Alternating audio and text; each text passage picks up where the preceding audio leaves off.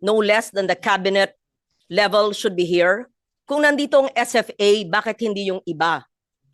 You're too busy? Is this not the most important thing? Admit there's a crisis. You must have a crisis action plan. And not that we don't appreciate the presence of a dear friend, Yusek Wimpy Fentabella, of course, who's very competent, who's been with the DOE for quite a while. But to give it the importance, if Sec Rex and Sec Q Laurel could be here, why should the DOE secretary be exempted from this? When DBM is here, pag kayo and NEDA, pag kayo ay humihingi ng mga budget ninyo, maski overnight, nandyan kayo. Pero pag crisis action plan, marami kayong dahilan. The Senate will not allow that. Unless you are not admitting that we are in a crisis situation. Then you're lost in translation o nahihibang.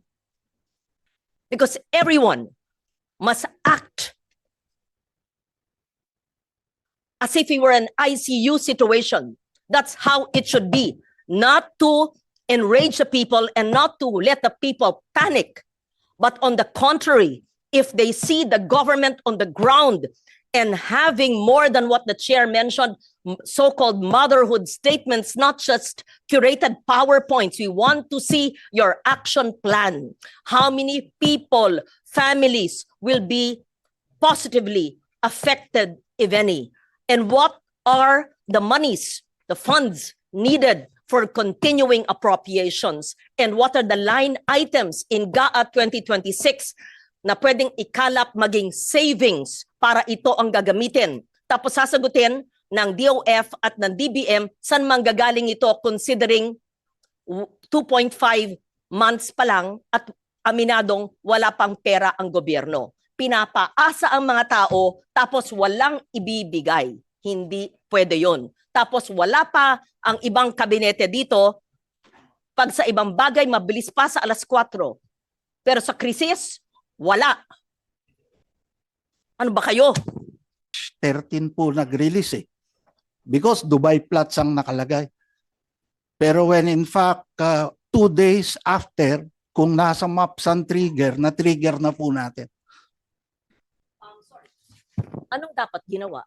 Or anong dapat gawin? Anong pumungkahin nyo? Well, we're doing a policy note on changing the trigger. Hindi po nakaano sa Dubai plots. Ihahalo natin yung takbo ng MOPS, which is the mean of Platts Singapore, on the products, diesel, gasoline, and kerosene po. This problem has been ongoing for several weeks. And you're saying that hindi po nabago. Ano po ang dapat gawin ayon sa inyong mungkahi at ganong katagal bago nyo mabago para akma sa panahon? Yes. Thank you, Mr. Chair. We will be presenting for legislative action po yung pag-change nung trigger. Nasa batas po kasi yung trigger.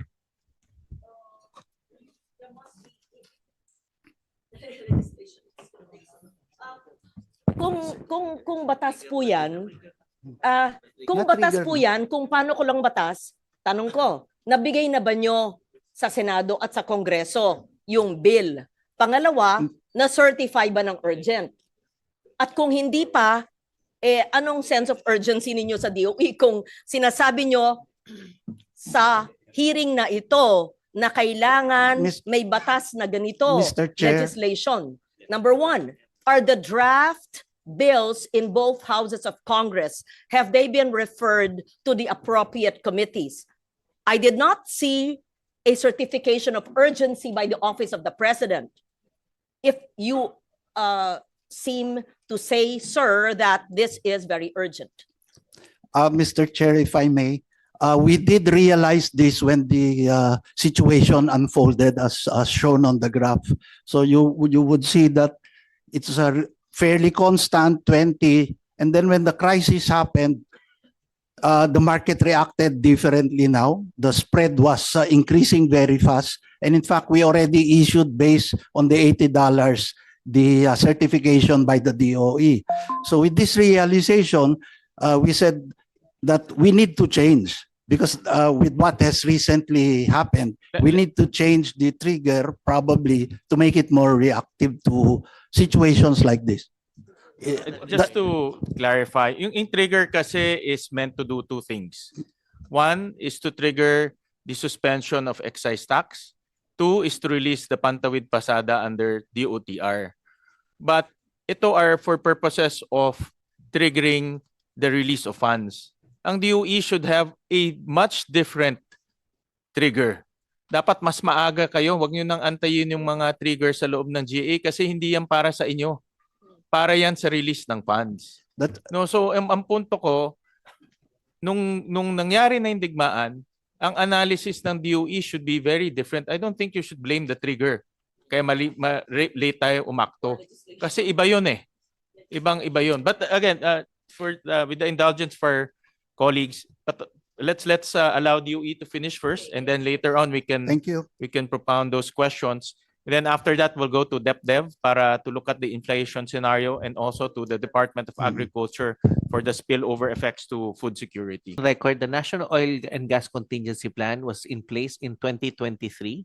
We were using the previous plan 2002, but it was also based on the 1973 experience of the Philippines. So, siya po yung pinaka-senior na nandun na noong 1973 po. Mr. Chair, the congressional approval is needed based on the answer to the question of Senator Ontiveros. So, has it been communicated to both houses? I think a letter was submitted to the committee chairs, but naka-break po ang Kasi po, we were willing to go on special session. May we know, number one, no GAA funds needed. It's with PNOC, and all it needed was congressional approval. And bicameral, ang dali naman. Isa lang na araw yan. May I know, kailan po binigay ng DOE sa Senado, kailan natanggap yung sulat, kailan binigay sa atensyon ng leadership at ng chair ng komite? May we know? I mean, this is what I mean eh. We act with urgency. It's not a Yeah. matter of walang pondo. May pondo, it came from DOE's information, congressional approval. So it doesn't take too much if it's an urgent matter. We were able to pass the excise tax, and to be fair to the chair, kaagad nagtrabaho at napasa po namin. So kailan po ito? Yeah, PNOC is here, Mr. Chair. Initially, itong first two cargos actually, merong releasable fund pa si PNOCEC. That's why we bought the first cargo. And then there's a second cargo coming in. So, Ko po tinatanong yung ilang cargo. Simple question. If the DOE says that all it needs is congressional approval and the PNOC has Yeah. the funds, and you said that the letters were sent because it is important that the people know that letters are not sitting in the Senate without action. We would know if there is a letter that is deemed urgent. Kasi wala ang inyong DOE secretary eh. Wala dito eh. E nandito siya last week. Sinabi ba niya sa chairman ng Energy? Sinabi ba niya sa leadership sa Senado? Wala. Ang kanyang linalabi yung biofuel. Sinabi ba yan? Because this is so urgent. It did not come from us. It came from the DOE. May I just know the date? Sir, I know you're a technical person and you seem very knowledgeable. I just need to know, it's an admin matter. Can we kindly put on record after this presentation, Mr. Chair, just bear with me, so that hindi ang itsura nakapending sa Senado, tapos sasabihin nyo, kasi po nag-break, excuse me, hindi po nag-break ang Senado na hindi inaaksyonan ang hinihiling ng executive. Dalawa ang inyong hiningi. Excise tax, napasa namin. At sabihin nyo on the record, kailan nyo mai-implement yan, at ang gulo ninyo. Sinabi nyo, excise tax, kailangan urgent. Nung napasa namin, sinabi, we will see. Yan, galing sa inyo yan ha, kung gagamitin. Tapos, the next day, o sige na nga. Ano ba? Ano ba? Kailangan ba? Hindi. It was deemed urgent, napasa. Tapos, pagkapasa namin, we will see. I'm quoting the executive, nanggaling sa inyo yan. Tapos ngayon, gagawin na. And cite the impact, mararamdaman pa. Yun ang sabi ng chair no, ni Senator Pia. Ano ang ramdam sa pagbaba o pagkaltas ng excise tax? Yung biofuel, maraming concern sa mga coconut and sugar farmers. Pero itong sinabi niyong low-hanging fruit, congressional approval. Tapos nagsabi po kayo, sir, with all due respect kasi po nag-break. Hindi po magandang pakinggan yan. Hindi po mag-break ang Senado kung sinabi niyong kailangan ng congressional approval ang paggamit ng PNOC ng kanilang pondo. Pakilagay po sa record after your presentation and we give a chance to the others, Mr. Chair. Because it's important na hindi tinuturo sa atin na nag-break tayo kaya ang PNOC hindi makagamit ng kanyang pera. That's unfair. Eh, ang secretary nga ninyo wala dito eh. Kung anong pamumulitik ang ginagawa na naman ng secretary nyo. Break tayo session pero tuloy-tuloy pa ho yung aming hearing. Yes, of course. At kung kailangan po mag-convene, ready naman po magkaroon ng special session at any time, no? It's important. So- When did you give the letter, ha? Kasi, alam nyo, hindi pwedeng tinuturo-turo nyo kami. Hindi nyo pwedeng sinasabi, makinig kayo. Huwag kayong nagpapalusot dito, ha? Sinasabi nyo, yung letter na sa inyo eh. Tapos nag-break kayo. Double jeopardy. Hindi pwede yon. Sorry, hindi po kami papayag nun. Kung alam po namin hindi kami mag-break, tama po ang chair. Tinan mo nga, mag-break. Gusto nyo Holy Week, magtrabaho tayo dito eh. Darating natin ng secretary. Burn the midnight candle. Walang labasan sa kwarto hanggang hindi nakita ang pagtulong sa lahat ng tao. Pero wag niyong sasabihin na nag-break kami kaya hindi napasa yung hiniling ng DOE na congressional approval. Hindi po, sir. Hindi niyo kasalanan yon kasi wala ang inyong sekretarya. I can't think of anything more important than this hearing convened by the chair. And if the other cabinet members are here, why could the most important department not be present? Thank you, Mr. Chair. Thank you. And may I reiterate, Secretary Yusek Fentabella, na kung pwede namang ipagpaliban muna ni Secretary Garin yung kanyang mga meetings, tingin ko hanggang mamaya pa tayo dito. After her Malacanang meeting, mas magandang pumunta ho siya dito.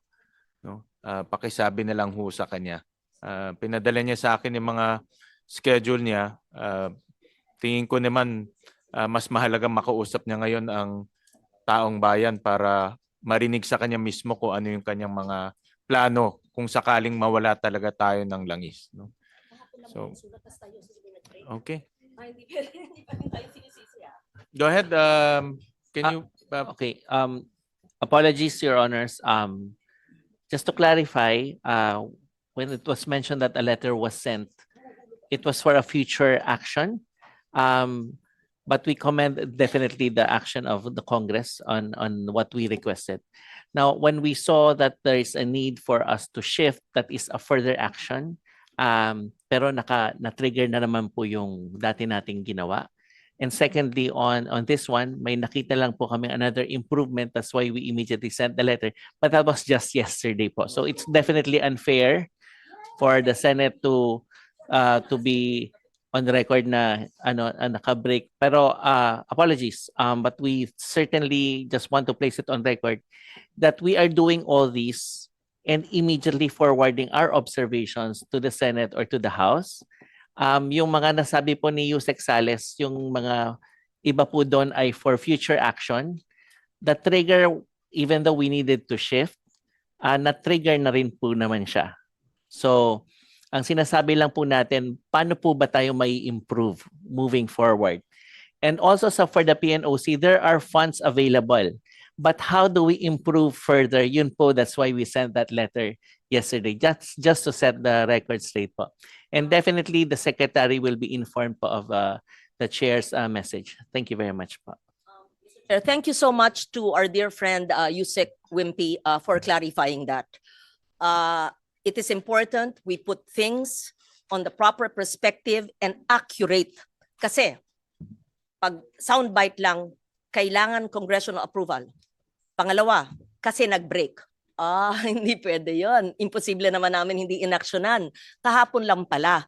Pero we can take things into consideration if it's deemed urgent or can it wait until May. As the chair has said, naghihiring naman tayo. Kaya lang, ito po, Mr. Chair, may tanong kami ni Sen. Kiko, hindi namin makita. Binasa po ng DOE yung mga urgent contingency plan. Ang pagkaintindi po namin, work from home at carpooling. So, ano ba ho ang top 3 na pinakamahalaga na ginawa ng DOE para maibsan ang pagtaas ng presyo ng petroleum products at matulungan lahat ng sektor? Kasi ang narinig namin yung carpooling at saka yung work from home Hindi naman po yun emergency situation lang. Marami pang ibang dapat na mararamdaman po ng tao. Hindi namin makita yung iba. Thank you.